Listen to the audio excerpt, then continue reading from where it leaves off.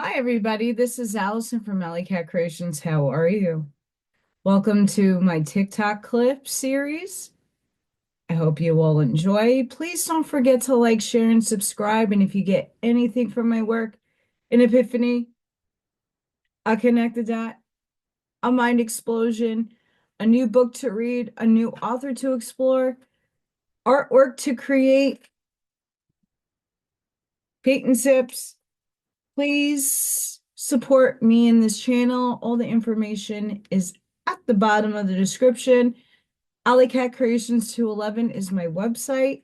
There you can see all my artwork, pyramids, lots of epoxy stuff and creations, gem skulls and floral skulls. I do a lot of different things, so check my artwork out. And if you like anything that you see, please email me. I do sell stuff. Also, if you would like to support the channel in another way, 3D memberships is the only tier that I have. And guess what? You get free entries into my raffles. I give away pieces of artwork. Someone won a pyramid, a skull. Who knows what's going to be next? So you get a free entry if you become a member, and you also get channel member only content. So far, I've been doing collective oracle card readings for all the members collectively, not each individual. Join the beautiful community with lives that I do. I go live on Tuesday, normally, and Fridays, Friday Night Live, and Craft and Sip Tuesdays. And we have a lot of fun. I have a large community of amazing, beautiful souls who contribute to the beautifulness of this channel.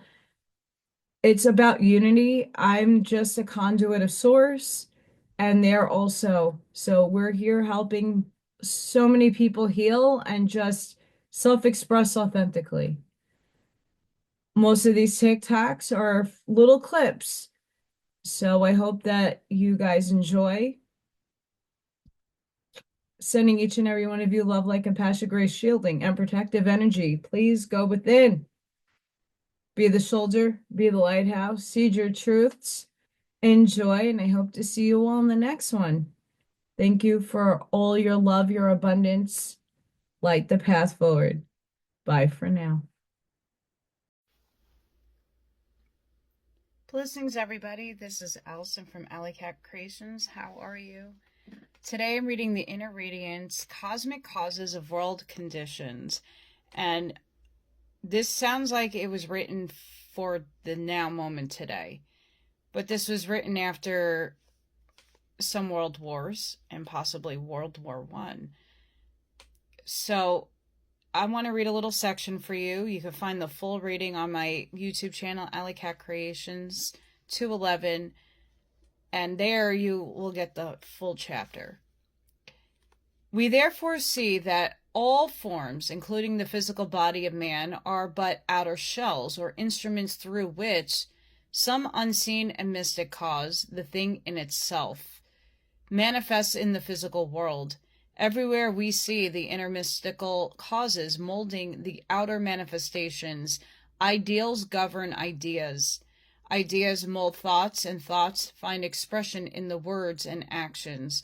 Everything in the universe finds expression in rhythmic waves of cyclic expression, periods of outgoing into manifestation, followed by periods of indrawal into obscuration, as we see illustrated in the cycles of day and night and the miracle of spring and fall.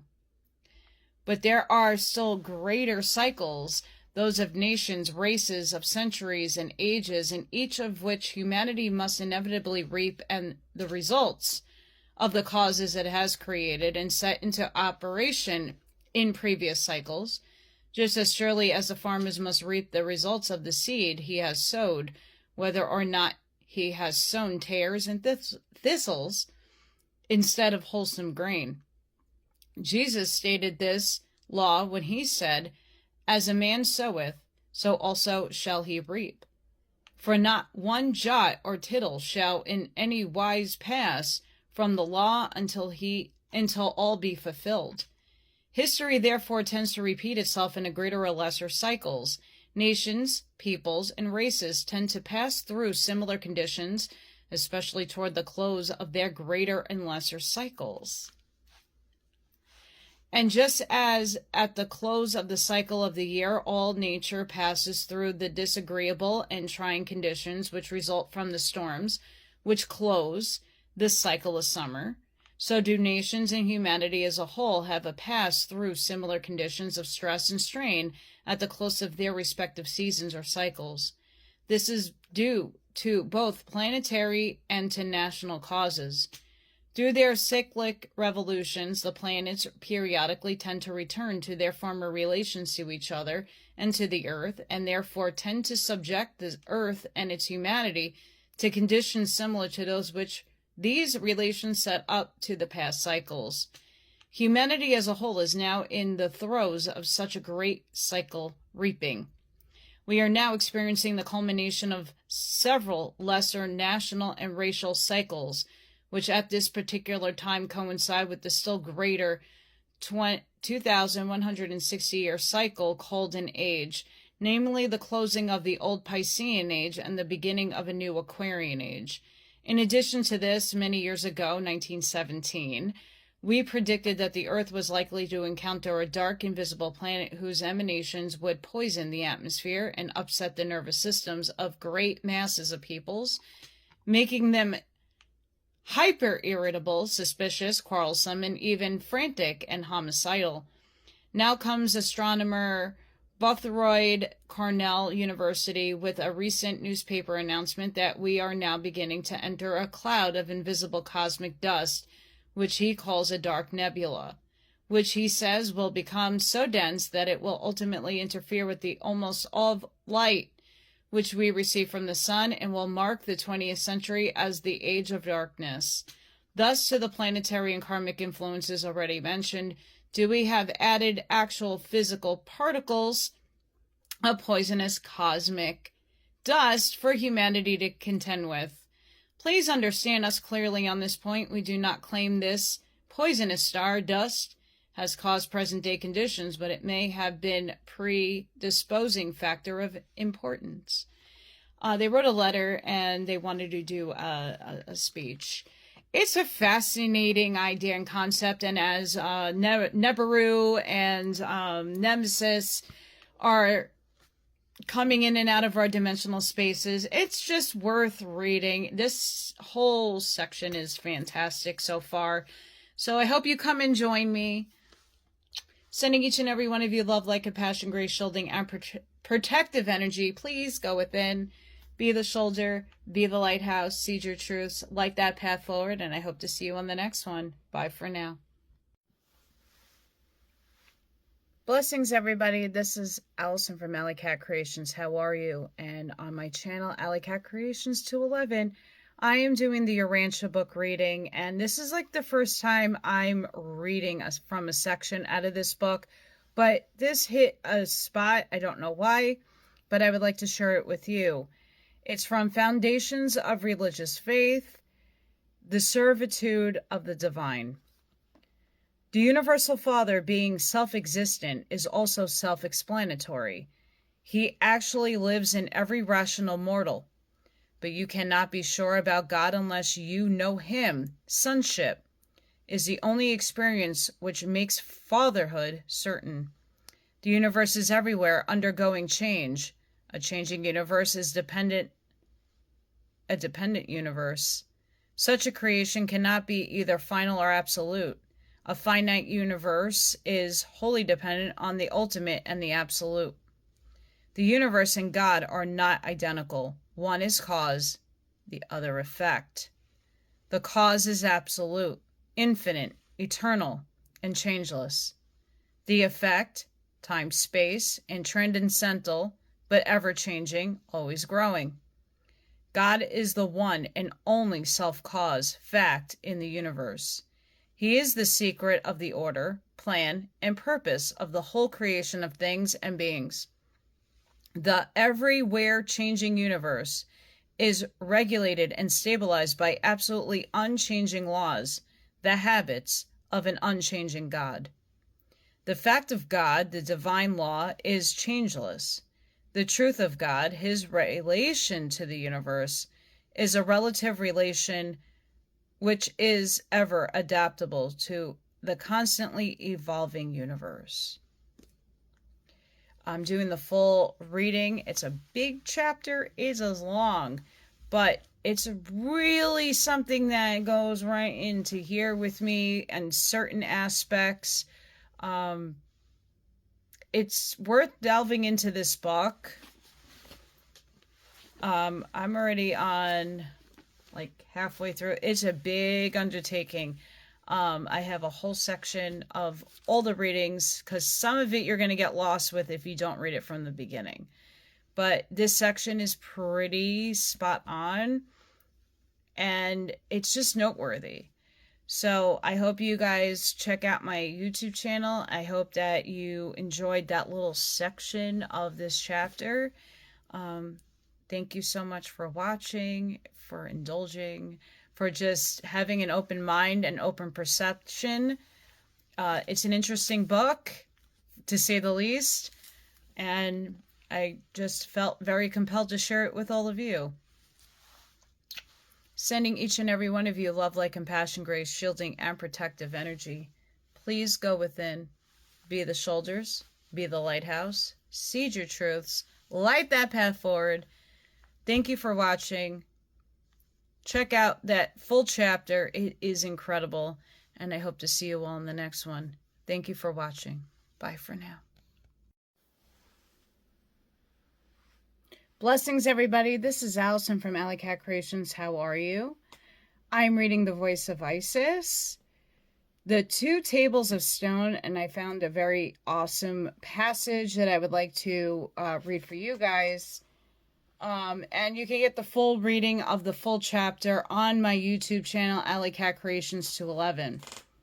Humanity is facing its great initiation. Michael Moses has brought down the 2 tables of stone, and it must be you, if you are ready with clean hands and a pure heart, who must set up these tables in the Holy of Holies. Instead of the marketplace, and read out of them the law to the children of earth who are so eagerly wanting and waiting to learn. Individually, at the very entrance to the path back to Eden, there confronts you the angel of the flaming sword, Michael, the great regent of Saturn, with the 2 tables of the law. He gives them to you, saying, "This is the law, this is the problem. Learn ye it. Work it out and teach it to the children of earth. Why is it such an enigma? Why must the cloud and the burning of the mountain hide him from your sight? Why do you let the world go on worshiping the golden calf, leaving the great problem of the law to be solved by the few who are unafraid and who are willing to climb the mount of obtainment and receive their great test? The children of earth are making mock, are degrading themselves and bearing the law beneath the horrible mire of their own sensuality, because they will not read it from its 2 tablets and 2 tables. Again and again have the prophets of the Lord sought to bring the law before the multitude, and many sincere teachers who had led their followers out of the darkness of Egypt, after wandering many years in the wilderness, and laboriously climbing the mountain and receiving the dual law, have nevertheless cast it out of their control and broken it. And even though they may be the means of pointing the way to the promised land to many followers, these teachers, like Moses, will be debarred from entering into this incarnation. It takes clean hands and a pure heart and brave, determined souls to lift this banner of the law before the world, but it must be accomplished. This is the beginning of a new cycle, when an advanced step up must be taken in this old problem. Every soul who is now interested in it has in ages past been among those who have tried and failed and suffered. But there must now come the strength of all the past efforts and the wisdom which the suffering has impressed upon each soul. Many as women have had the iron of slavery driven down deep into their souls, and hence find within them an inborn quality which cries out for not vengeance, but recognition, equality, and readjustment. Others as men have helped trample underfoot the feminine stone and striven to obliterate the writing of the finger of God, yet have found their boasted supremacy unsatisfyingly. They have felt the need for something more than a plaything, more than a household drudge and a child bearer, more even than an enshrined idol. The soul knows it needs of that help which can only come from the complement which God himself has supplied. For the manifestations of the law have been separated, neither can be complete without the other. They are like the children who are reading an interesting story but who have lost the sequel. They find life in an unfinished story. So the two types are those who have reached the point of evolution where the soul cry is heard, are ready for the readjustment, and are crying out for something that shall make straight the crooked paths and lighten the great burden of misery for the world.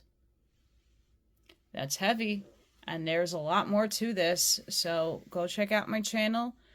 I hope all of you have a blessed and beautiful day. Sending each and every one of you love, light, compassion, grace, shielding, and protective energy.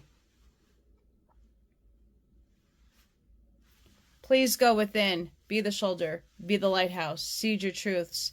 And I hope to see you all in the next one. Thank you for watching. Bye for now. Blessings, everybody. This is Allison from AllyKat Creations. How are you? Oh, I am pleased to read for you The Inner Radiance, Cosmic Causes of World Conditions and the Remedy. And this is the remedy. And if this does not speak about what's going on our planet right now, I don't know what does. If these are cosmic and karmic conditions from which the whole world is now suffering and which are still impending, what can we do about it? As the cycle of the Piscean age closes and the results of man's unredeemed wickedness becomes concentrated in the last few years of the cycle, it must manifest destructively, both by interfering with deflecting the magnetic currents by which the crust of the earth is sustained, and by unusual storms, floods, droughts, plagues, and pestilence. Thus, we may expect widespread cataclysms expressing through all four kingdoms of nature forces, namely earth, air, fire, and water. According to Reverend Walter Wynne, whose astounding pyramid prophecies have come true to date, these days will mark the last battle of Armageddon and the fulfillment of the biblical prophecy. Immediately after the tribulation of those days shall the sun be darkened and the moon shall not give her light, because of the terrific volcanic eruptions, whose dust will so fill the air and sweep around the world that they, together with cosmic dust of the dark nebulae, will interfere with the light of the sun, lower the temperature, and markedly change the climate of the globe. But instead of being entirely pessimistic, we teach that if mankind can generate and broadcast sufficiently powerful currents of righteousness, justice, international friendliness, brotherhood, and cooperation, such constructive forces will neutralize the destructive forces and leave little to be adjusted cataclysmically. Much has been done toward this end recently by the many international conferences of premiers and statesmen, goodwill airplane flights, meetings of business associations, and peace societies, but all thus constructive force thus generated can be dissipated by one war of aggression and land grabbing, such as is now going on in China, which leaves us about where we were before, if not a bit worse. But cosmic and planetary and karmic influences are not fate, For an ancient axiom tells us that the stars incline but do not compel. Also, we are told to rule our stars instead of passively and helplessly giving away to their influences. That is, we must take advantage of their influences to obtain our ends, just as the mariner takes advantage of favorable winds or adjusts his sails to adverse winds so that he uses their opposing power to push him on toward his predetermined port. In other words, we must learn to turn every adverse condition or force into constructive channels. And with this cosmic background in mind, let us see how it applies to the present day conditions. And I'm going to leave that here. You can find the full reading of this chapter on my channel, AllyKat211 on YouTube. But I want to note this. We're going through that right now. The ring of fire is going banana nuts. The volcanic activity is escalating. Floods, tornadoes, more than an F1. They're F4 status, some of them 5. Decimation is happening around the world. And instead of feeding it fear, those of us who have the abilities could lessen listen, it's all in God's will. But we have the impact of changing a timeline, entangling and collapsing something different. We don't have to make that our story. Now that we are aware of it, now we have the ability to transmute and alchemize these things. So let's get to task, folks. But this was a great reading, and I can't wait to finish this. So go check out my channel, and it's blowing my mind, and it sounds like it's right now. So until the next one, guys, sending each and every one of you love, light, compassion, grace, shielding, and protective energy. Please go within, be the shoulder, be the lighthouse, seed your truth, light that path forward. Thank you for your support, your love, and I hope to see you on the next one. Bye for now. Blessings, everybody. This is Allison from AllyKat Creation. How are you? I hope everybody's having a blessed and beautiful day. I am reading The Voice of Isis, the Healing Prayer, and you can find the full reading of this chapter on my YouTube channel, AllyKatCreations211. Get ready and buckle up. When you say, quote, "Lie thy hands upon us in healing love," end quote, it is a literal adaptation of words. Thou hast made thine angels thy handmaidens, and thy ministers a flaming sword. For the angelic hosts minister to all pure hearts who desire their help. The hands which you asked that great master to lay upon your head are his powers to accomplish, which powers are executed by the hosts of angels who have the power to carry the divine force to you. When you recite it in harmony, the angels crowd around you like flocks of doves to ward off harmful forces and protect the germ of your physical, mental, and spiritual life. For it is a spiritual battle cry calling to your aid the angelic hosts, whose joy it is to succor those who fight the good fight. The Bible speaks of the angels as always beholding the face of the Christ. That is, their development is such that they can see nothing on the earth plane but the Christ principle, or the face of the Christ, in each heart. If that face is obscured by clouds of selfishness and impurity, they cannot see you, and consequently cannot bring you help. But the instant the cry for help goes up from the heart, they fly to your aid at the command of their leader. Angels have always been recognized under various names in all religions. They belong to a different evolution from humanity, although closely allied and necessarily have different lessons to learn and different work to do. They are complementary to humanity, strong where humanity is weak, weak where humanity is strong. They stand to humanity as a true wife should stand to her husband. In fact, they may be said to represent the feminine aspect of humanity. They are the ministers and stewards of the mysteries, the hosts of the Lord. They carry out his commands. They are the go-betweens and messengers, and have a might and a power unknown to mortal man. We must never forget the love we owe these ministering ones. Upon the highest plane of spirit life is the one life, which can be nothing but perfection. The repetition of this prayer is like a projectile fired through the earth's atmosphere, creating a passage through which the one life must necessarily flow. As it passes from plane to plane, it manifests upon the soul plane, the plane of creation and of redemption, as spiritual love. Thus does the Son of God, the one life, descend from his Father to redeem the world through love. When the spiritual love reaches the plane of generation, the physical plane, its manifestation in the body is purity. Thus the Christ manifests on the spiritual plane as the one life, on the soul plane as love, and on the physical plane as purity. Please go watch the full reading. This is a fantastic chapter, and no matter what religion calling that you have, doesn't necessarily make a difference. It's a pure intention and righteousness in your heart that you are putting will of intention to have a cause and effect in this world. Period. End of story. Majority of human beings, some of us more than others, hold fractals of these angelics in our soul essence. That's why I can make the claims that I do, and so many others as well. We're here with a divine mission and a divine purpose. We're here to shift humanity. We're here to break the matrix. We're here to create a new world. And it's not an easy path right now. And I hope that that sparked something in the fire within you to take your power back and to claim it. And be the angels that you all are.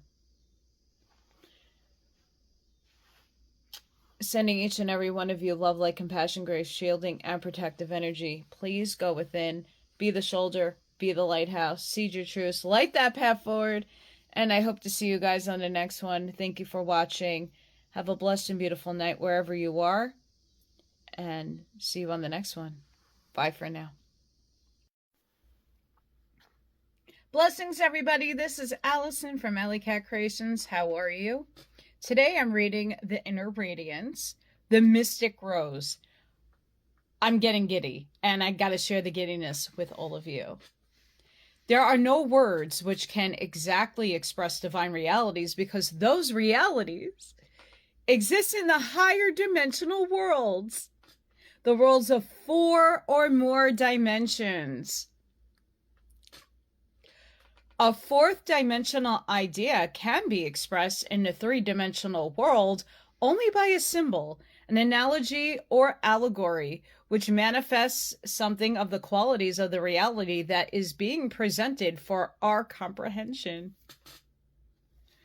For countless ages in many lands, the rose has been used as a symbol to symbolize divine love.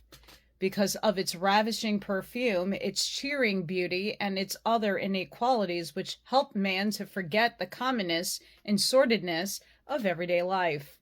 The object of evolution among all forms is the perfect manifestation of the highest type form of each species. Such a state of perfection is called mastery in each species. This state, we are told, has already been obtained in many kingdoms. Among the various earths, the diamond has the diamond has reached this perfected state of mastery. Among metals is gold. Among trees, it is the oak. Among flowers, it is the rose. Among animals, it is man.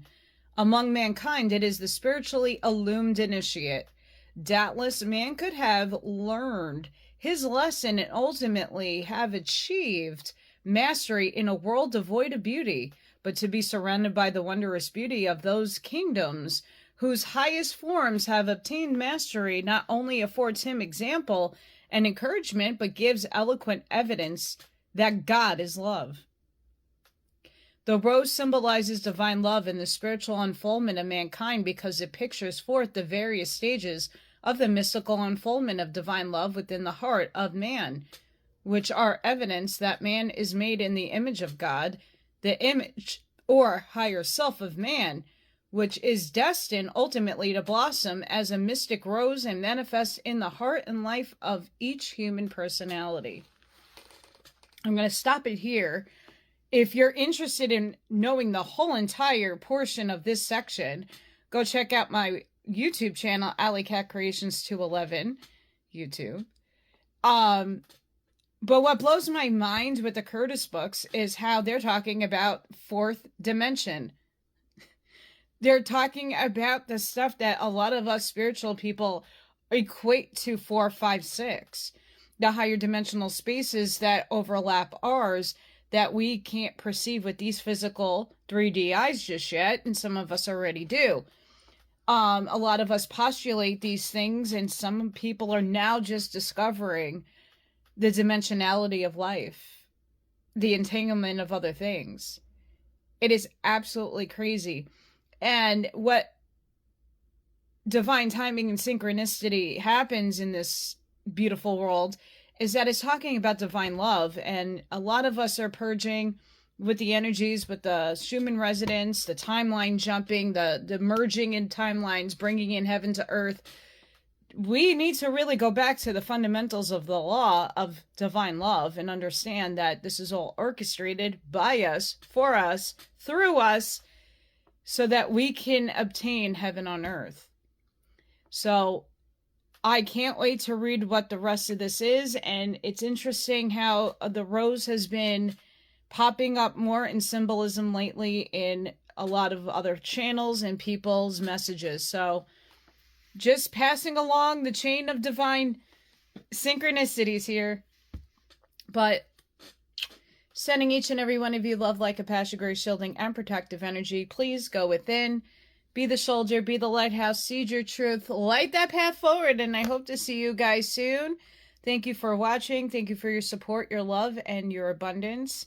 My gratitude to each and every one of you, and I hope you have a beautiful and blessed day. Bye for now. Blessings, everybody. This is Allison from AllyKat Creations. How are you? I'm a little under the weather today, but I'm reading The Voice of Isis, the chapter Nature's Mystic Alphabet, and there's a section I would like to explore and read for you, and hopefully you heart align with this. Many students make the mistake of selecting exterior colors and notes and surrounding themselves with them because those colors or tones appeal to them and imagine they belong to them. The effect of this is to hold back the development of their real key note, for it is generally quite different from that which they imagine. The vibrations produced by the outer colors and tones focus upon the student and drown the inner. Moreover, your true color or tone is something which you must reach out for and strive to develop within you. The instant it is thus obtained, the next higher color or tone becomes your key note. It may be said that man is continually playing his psalm of life in the bass clef of human vibrations. Hence, he experiences inharmony, sickness, and sorrow until he listens to and strives to sing the melody of the treble clef as sung by his higher self, and make his bass clef but an accompaniment. When this is done, the bass clef gives fullness and richness to the chords and makes the melody complete. There are 3 primary colors, red, yellow, and blue, a trinity which may be compared to body, soul, and spirit. Each is produced by a particular tone with a definite rate of vibration, number, and wavelength. These 3 form the triangle, the first geometrical figure to manifest on Earth. From these 3 emanate 4 other supplementary colors, the square, orange, green, indigo, and violet. And by blending and interblending of these 7, together with black and white, are all other colors produced. In numbers, also the same law is operative. For the blending of the first 7 together with 8, the number of evolution in which the power of numbers is evolved into higher octave, in the same way that the colors are lifted into a higher octave by the mixture of white and black. 9, the number of initiation, are all numbers produced. In the musical scale, we again find this correspondence, there being 7 notes, the 8th or repeated note being the point of evolution into the next octave.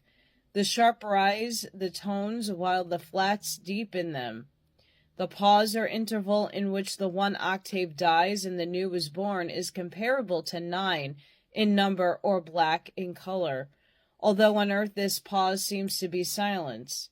Yet in reality, upon the spiritual plane, it is a definite tone, which comprises all preceding tones and may be called the assimilation of tones, just as black swallows up all colors, yet on earth is no color.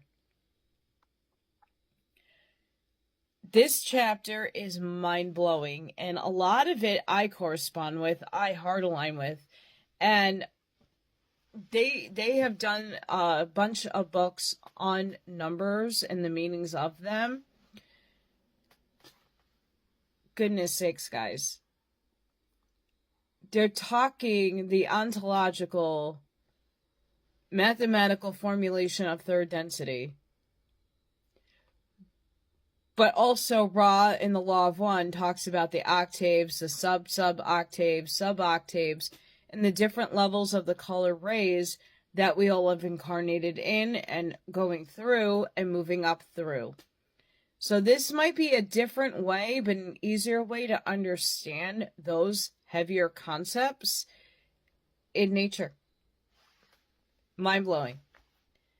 So I really hope that that little chunk is something for you to explore further. But I'm doing the full reading on my YouTube channel, AllyKat211. Go check out the full reading there. You can also get their books. There's PDFs on them. Also support them. But sending each and every one of you love, light, compassion, grace, shielding, and protective energy. Please go within. Be the shoulders, the lighthouses. Seed your truths. Light that path forward. Thank you for watching. Thank you for supporting. And I hope to see you all in the next one. Bye for now. Blessings, everybody. This is Allison from AllyKat Creations. How are you? I'm going to do a reading from the Inner Radiance, the Great and the Small. You can find the full reading of this chapter on my YouTube channel, AllyKat Creations211. The mighty law of life is moving, ever moving, to its destined fulfillment. Out of love and wisdom did it come forth, and back into love and wisdom must it indraw all things.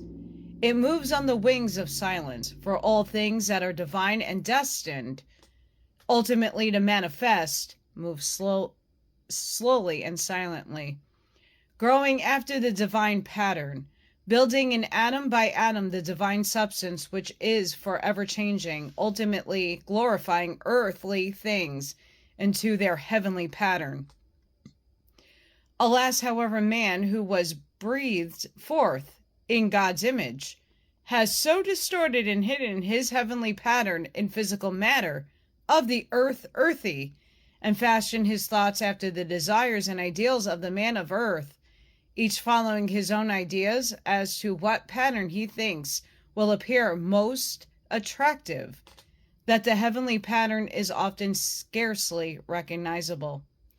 But in the great wheel of life, turned steadily onward and upward, the time draws near when mighty changes must come both to man and the planet, because the earth never goes back over the same path, nor should man.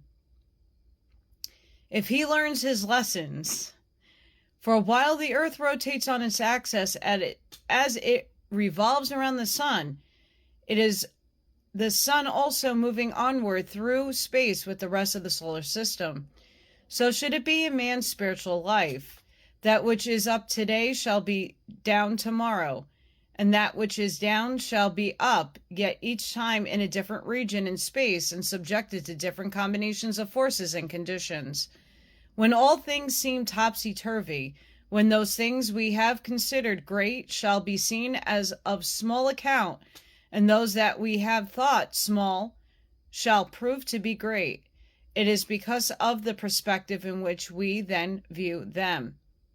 It is therefore well for each soul to know that there are qualities and certain qualities and realities which are eternally great, no matter how seemingly small they may appear at times, in certain weaknesses and human mistakes, which are always small in the sight of God, although they may loom large to us at times. For God is love, wise love, or wisdom love, and his banner of light is over us, even though we cannot see it because of the clouds of our own misunderstandings. This chapter is already mind-blowing, and I hope you come to my channel and see the rest. But these little significant passages that I'm reading, I hope help make sense out of the world that we are now living in, the changes that are happening in each and every one of us. The Schumann upgrades, the downloads, the integrations, all of these things are important. No matter how you view or depict reality in your mind, how you are creating your reality, how you are perceiving it, there are certain facts that we can't deny in this third dimension, third density reality. So I hope to see you over there. Sending each and every one of you love, light, compassion, grace, shielding, and protective energy. Please go within, be the shoulder, be the lighthouse, seed your truths, light that path forward. Thank you for watching. Thank you for your gratitude, your abundance, and your love. Until the next time, bye for now. Blessings, everybody. This is Allison from AllyKat Creations. How are you? Haven't done one of these in a while. I've been watching a lot of videos on Wisdom of the Universe.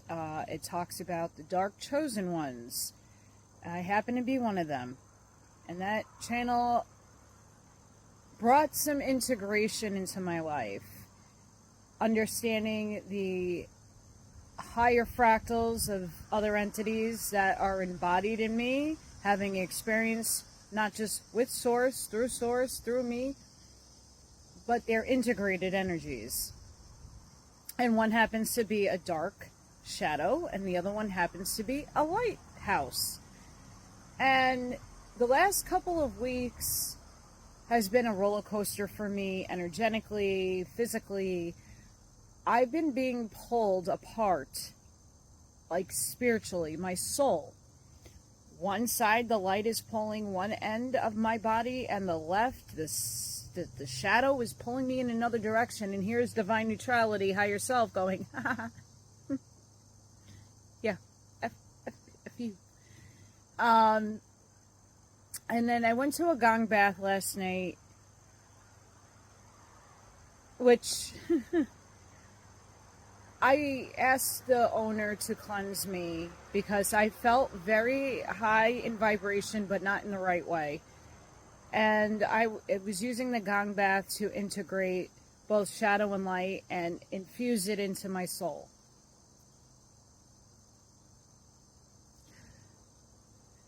Not only did something attack her, but I felt it. I've seen it. And why am I mentioning the light and the dark? Because we're in duality. We chose to be here. A lot of us volunteered to be of both polarities, integrating both polarities and anchoring both polarities, because we're rewriting the paradigm here. We're bringing heaven to earth. That means we're bringing light to the darkness. But that means you have to integrate both, because you need balance, a harmonious balance. So when this event yesterday happened, where there was a negative entity, very, very negative, demonic,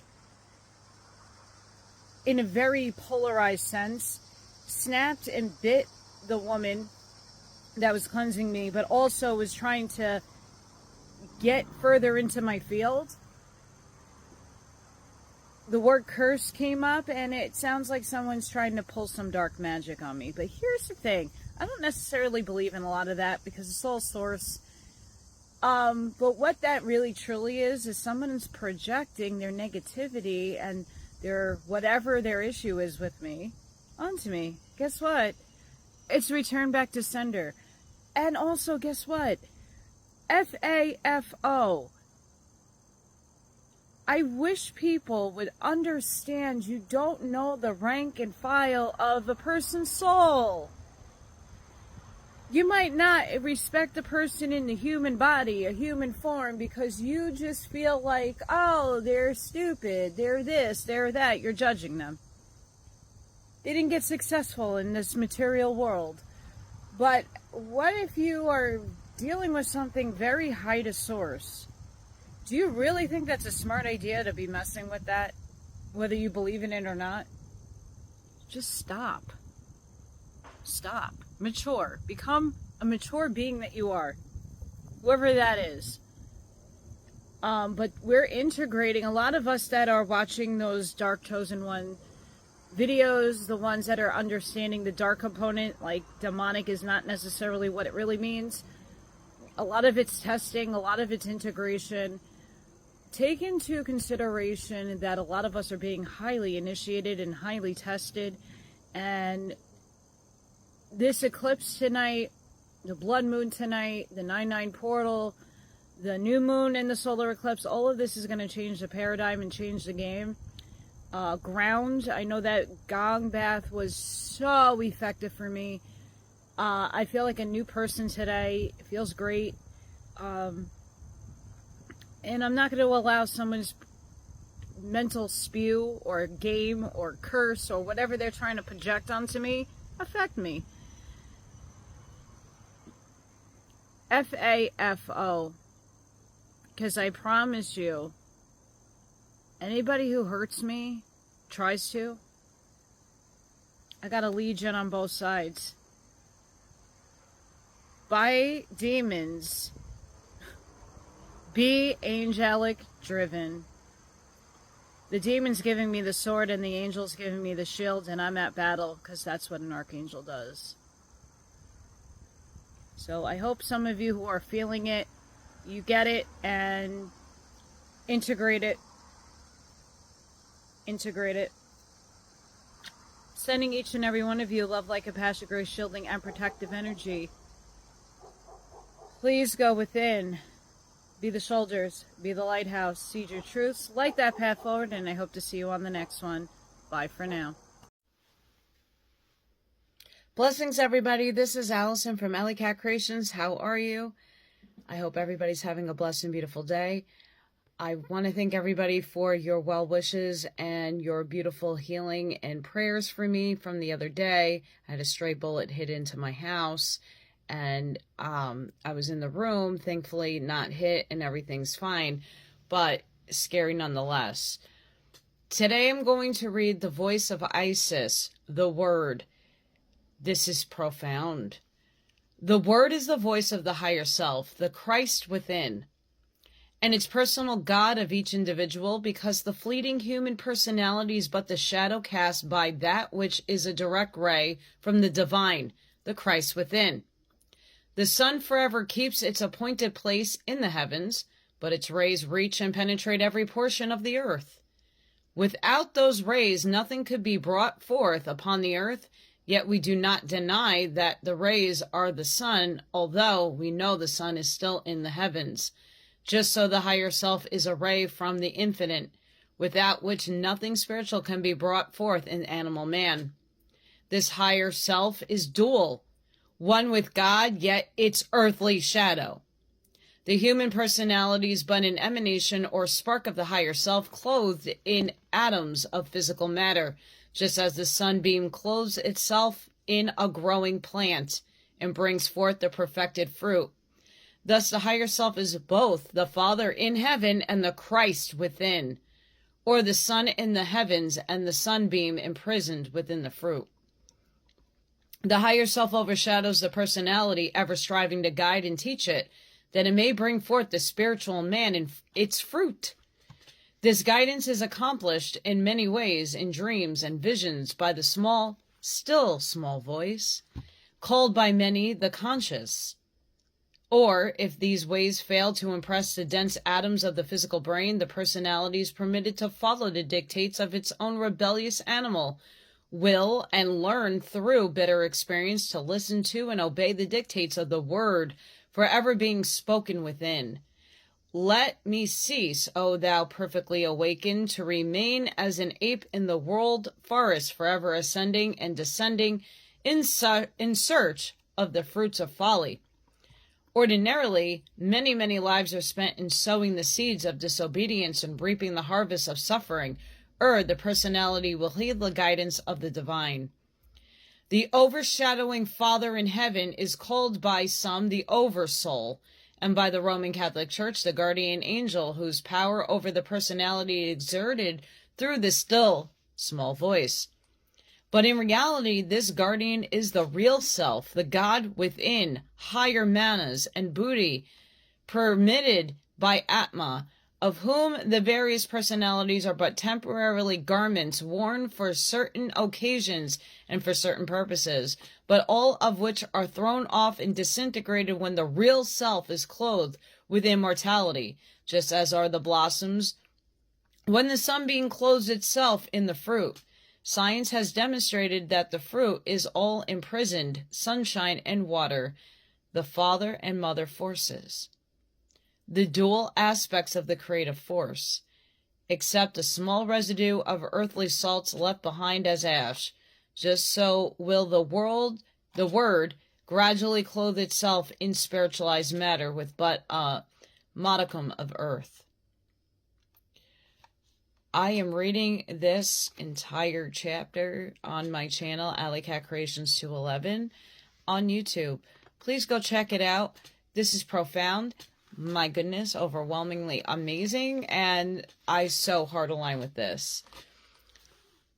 Sending each and every one of you love, light, compassion, grace, shielding, and protective energy. Please go within, be the shoulders, be the lighthouse, seize your truths, light that path forward. Thank you so much for your messages, your well messages, your health, bubbling, and all that beautiful stuff. I really do appreciate it. Thank you, everybody, and I hope to see you all in the next one. Bye for now. Blessings, everybody. This is Allison from AllyKat Creations. How are you? I hope you're having a blessed and beautiful day. Today, I am reading Chapter 15, The Lords of Karma, from the Inner Radiance, the Curtis books. Everybody knows I'm fascinated with this work. I'm fascinated with these authors from back in the 1900s, early 1900s. And their words are hitting heart alignment, all of it. So I want to read a little portion of this, and you can find the full reading on my YouTube channel, AllyKat211. On YouTube. That's where you can find the whole chapter. But here's a little piece that is blowing me away. That which we know as time has many changing manifestations, although in reality there is but one eternal, changeless now. In those early ages referred to as the infancy of humanity, we are told that the Lord Christ walked in his garden and talked with man, and taught him the great mystery of creation and the great miracle of redemption. As we have explained elsewhere, the Garden in Eden symbolizes the pure, etherealized, superphysical body of man, through which the inner spiritual man, made in the image of God, must learn to manifest in this world of matter. It was while his consciousness was functioning in that pure, ethereal body that man walked and talked or consciously contracted the divine. But later on, as man descended more and more into dense physical conditions, he began to listen to and follow the dictates of the physical desires of his evolving animal body and the mind instead of following the dictates of the inner spiritual man. The results of that disobedience to his higher guidance exiled man from Eden. And we are told that an angel with a flaming sword was placed at the four gates of Eden to prevent man's return. In the individual, this angel symbolizes the inner spiritual man whose sword is the snigdha, or the radiant purity and glory of the spiritual or Christ consciousness, which bars man's re-entry into the realms of spiritual consciousness until he masters and uplifts the selfishness and desires of the flesh. and once more listens to the voice of the Lord God, or obeys the law of God given him through his inner guidance. It is this inner guidance which continually strives to awaken in man a memory of his divine self and its spiritual consciousness. It also impresses upon him the sense of right and wrong, the failure to follow, which brings remorse. Cosmically, the four mighty angels with the flaming sword, which guard the gates, are the four Marahas, or the four lords of karma, who stand at the four corners of the earth as the protectors of mankind and also as the agents of the earth of the seven cosmic Lipka, the adjusters of cosmic karma.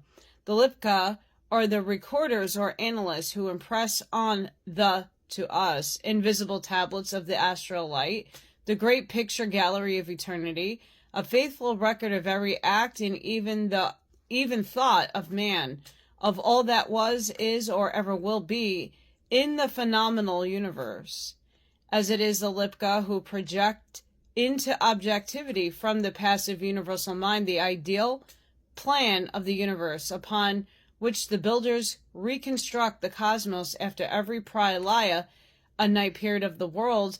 It is they who stand parallel to the seven angels of the presence, whom the Christians recognize as the seven planetary spirits, or spirits of the stars, referred to in the ritual for the spirits of the stars of the Roman Catholic Church. The four angelic lords of karma are therefore the agents of the Lipka to administer the decrees of karma to this earth and its humanity. That's a lot to take in, but my goodness. Hard align with that, very much so, and I can't wait to see what else this chapter unfolds for us. So I hope to see you guys over there. Please don't forget to like, share, and subscribe anyway to either one of my channels. Sending each and every one of you love, light, compassion, grace, shielding, and protective energy. Please go within, be the shoulder, be the lighthouse, seed your truths, light that path forward, and I hope to see you all in the next one. Thank you for watching, thank you for your support, and bye for now.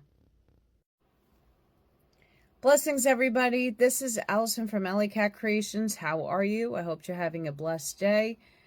I'm going to read The Voice of Isis, Illumination. And you can check out the full reading of this chapter on my YouTube channel, AllyKat Creations211. When the divine mystery of the indwelling of the Christ has taken place in the soul, the disciple has begun to realize in a vital, living way that the overshadowings of his divine self is a real blending or indwelling. Then the works of his Father will unfold within him, just as the blade, the ear, and the full corn in the ear unfold in the plant. Then, and only then, is he ready for the inner teachings, for he must be trained to put forth his blossoms in the manner best for humanity. Each step gained must not only show in the life, but the powers that go with that step must also manifest. If we control one selfish trait, which before held us captive, we may know that we have taken a real step upward. And the first and greatest of all magic powers to be obtained by the pupil is the magical power of controlling himself.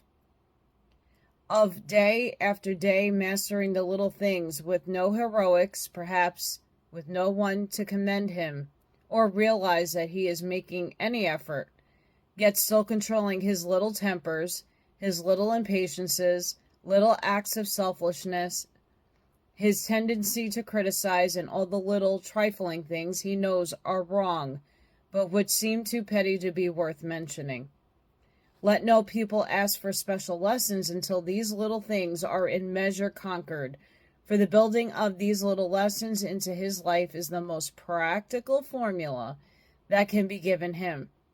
And if there is anyone who has thus assimilated the Christ and grown to love and live the Christ life, who has gained the power of looking at the self, who has fulfilled the injunction, know thyself, yet who says he still lacks illumination, let him know well that there is some hidden corner in his heart or life into which the light is not able to penetrate. Some closed door which he refuses to open. To him we would say, look deeper and meditate in the silence and pray for knowledge of thyself. At the same time, go forth and help to bring the light to some other soul. For in doing so, in some part of your nature, you will find that which keeps out the full radiance of the Christ light. Let him learn to look intelligently into the hearts of men. Regard most earnestly your own heart, for through your own heart comes the one light which can illuminate life and make it clear to your eyes.